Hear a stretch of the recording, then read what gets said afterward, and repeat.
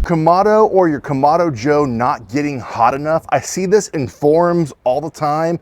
And when I was a newbie over a decade ago, I struggled with the same thing. Stick around, we're gonna share with you some tips on what might be causing these issues and how to fix them.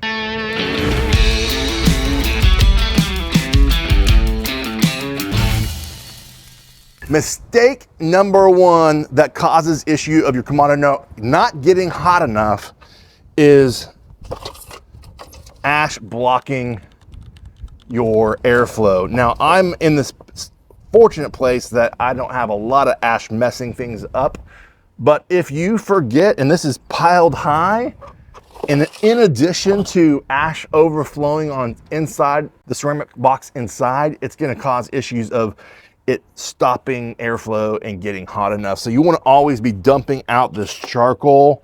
You can see on the inside here that we've already had this lit to show you a few tips here, but you want to make sure all the ash is cleaned out inside. That's mistake number one. Mistake number two is not lighting enough charcoal at a time.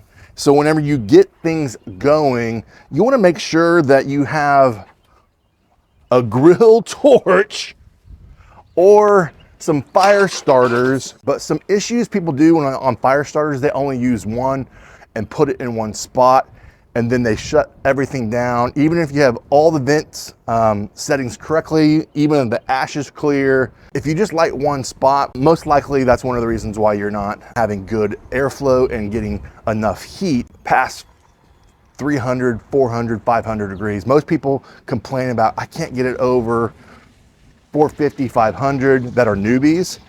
This might be one of those issues. So make sure if you're using a fire starter, light it in 3 spots, put it underneath the charcoal, kind of like a triangle, you know, making sure that you have good placement. Also light multiple spots. So if you're using a grill torch like this, who doesn't like fire? You want to light it in 2 or 3 spots as well.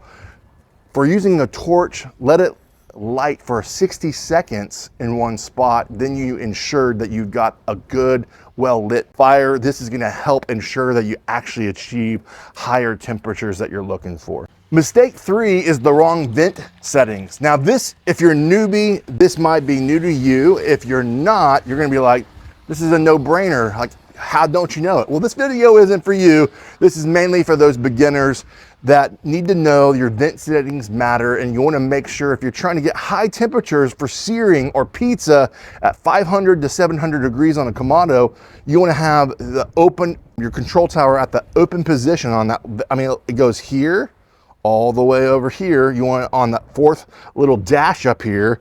You want to make sure you've got the vents down here opened up completely. This is going to have maximum airflow flowing through the firebox, coming up out here. It's like accelerating on that gas, and it's just continuing to circulate inside, getting that airflow.